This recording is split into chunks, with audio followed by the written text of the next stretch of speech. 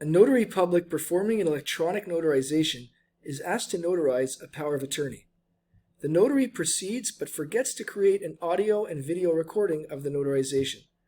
According to Section 182.8 sub B of Title 19 NYCRR, what should the notary do after realizing the oversight?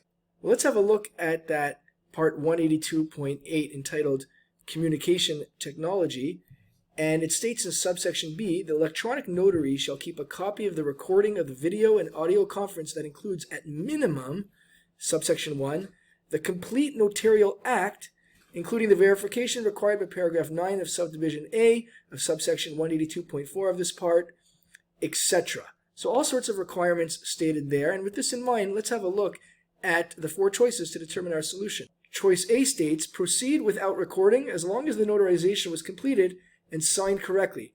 Now this is incorrect because, as we saw before, the recording must include the complete notarial act. So if the notary public was to proceed without the recording, that would run afoul of this section of the law, and therefore choice A is not the correct solution. Choice B states, immediately notify the signer and request that they return for a new notarization with proper recording.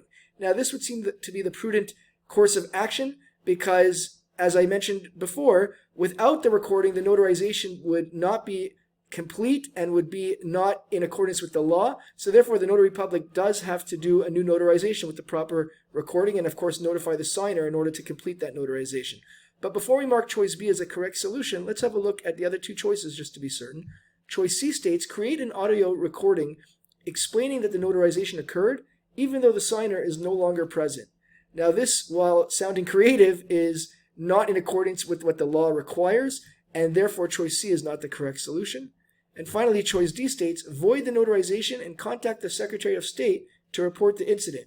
Now, as I mentioned before, while the notarization would indeed have to be voided and redone, contacting the Secretary of State is not stated as a requirement in the law. In fact, as I mentioned earlier, it would be more prudent to simply notify the signer and request that a new notarization be performed.